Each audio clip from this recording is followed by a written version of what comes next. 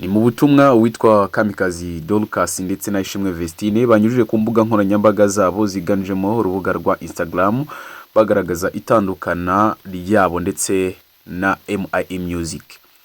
Ibintu byakomeje kuvugwaho mu minsi yashize, benshi bibaza niba koko ari ibihuha cyangwa se ari amakuru ya nyayo. Gusa Irene Murindahabi nta kintu na gito yigeze bitangazaho. Nyuma yuko yinjiye muri sinema, witwa Kamikazi Dorcas ndetse na Ishimwe VESTINE bagaragaje ko mu by'ukuri batagikeneye gukorana cyangwa se nta mikoranire irambye ikiri hagati yabo ndetse na MIE Music. Reka turaza gusomana iri tangazo kugira ngo tubashe kumenya ngo what's going on, ni biki biri kubiyemo.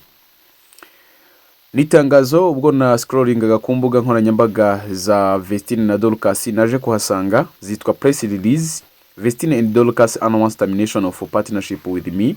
No kuvuga ngo na MIE Music yabitangaje ko itsinda ry'abaririmbyi rya Dorcas na VESTINE bamaze gutangaza ko badagifite imikoranire hagati yabo na MIE Music. Benshi bari kwibaza bati se iriya YouTube channel ifite abasaga miliyoni bayikurikirana, baraza gukomeza kuyikoreraho cyangwa se irakomeza ibe ya MIE Music? Reka tubanze dusomane iri tangazo nkuko benshi bagiye babivuga. Benshi bari gukomeza kuvuga ko isi koko igitageretse ubwo MIE Music yabashije kureba ku mpande zombi, akabona umukobwa witwa Ishimwe VESTINE ari kwita ku mugabo ndetse n'umwana. Dorcas akabona nta kimurimo, akaza guhita asesa amasezerano, aho biri kwitegwa ko agiye gukorana n'abakobwa babiri b'Irubavu nabo basanzwe ari itsinda ryiza ndetse rizi kuririmba. Reka tubanze twinjire muri iri tangazo gato turebe. Batangiye bagira mu rurimi rw'icyongereza bati after much reflection and careful consideration, we VESTINE and Dorcas, we have made decision to officially terminate our partnership with MIE effective immediately. Turagerekereza mu rurimi rw'ikinyarwanda. Nyuma yuko tugenzuye neza tukanireba, itsinda ryacu rya VESTINE na Dorcas twafashe umwanzuro mu by'ukuri wo gusesa amasezerano na MIE Music ako kanya. Before anything else, we want to express our deepest gratitude to MIE. Ati mbere yuko tugira icyo dutangaza na gito, turabanza kugira icyo tubwira MIE, ubwo ni Irene Murindahabi. MIE Empire has made a blessing to us. Nukuvuga ngo company ya Irene Murindahabi twayigiriyeho umugisha from the beginning. Haba kwitangiriro, they believed in our vision, baje kudufasha, bizerera mu ntumbero yacu, invested in our dreams, batangira gushora mu ntumbero cyangwa se mu nzozi twari dufite, and guided us, baranaturinda at the time when we needed it most. Noneho by'umwihariko baturinze mu gihe twari tubakeneye cyane. MIE Empire has played a parental role in our journey, teaching us, protecting us, and helping shaping us into the artists. Nukuvuga ngo MIE Empire yigaragaje nk'ababyeyi mu rugendo rwacu, baratwigishije, baduhaye inama zikomeye, baraturinze mu majyana moshya, ndetse baranadufashije kugira ngo tuze kuba abahanzi turibo uyu munsi, and individuals we are today. We will forever be grateful for the love, support, and the opportunities they have given us. Bakomeje bagira bati tuzahora twishimye ndetse twishimiye urukundo, imbaraga baduhaye, haba ubufasha ndetse n'amahirwe batugiriye kugira ngo tuze kuba turi itsinda rikomeye rizwi n'Abanyafrika, Tanzania, abantu bumva ururimi rw'igiswahili, Ikinyarwanda, Icyongereza, bakaba badukurikirana. Tuzahora tubibukira kandi tubibashimire. This decision was not made lightly. Uyu mwanzuro twafashe ntago wafashwe nyine bihubukiwe.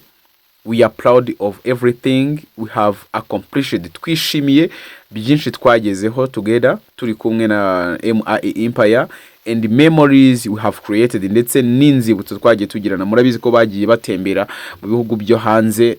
Twavuga ko Irene Murindahabi rwose abarekuye nabo ngo bagire icyo bigezaho, barebe ko bashoboye. However, at this time we believe it this necessary to move forward independently.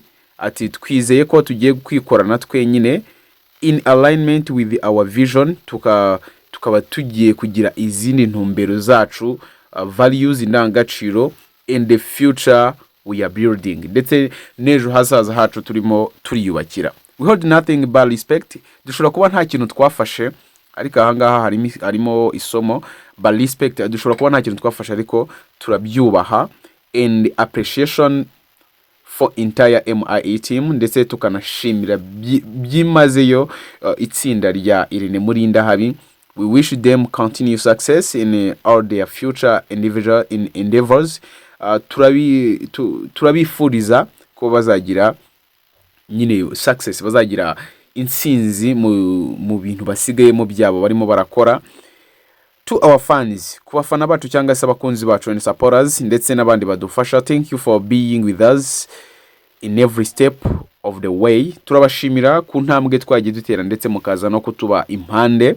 Your love and the brief man mean everything, ndetse urukundo mwatugaragarije, ubufasha bivuze buri kimwe mu buzima bwacu. This is not the end. Iri ntago ari iherezo, but the beginning of a new chapter, ahubwo ni itangiriro ry'urugendo rushya tugiye gutangira. We are excited of what's ahead.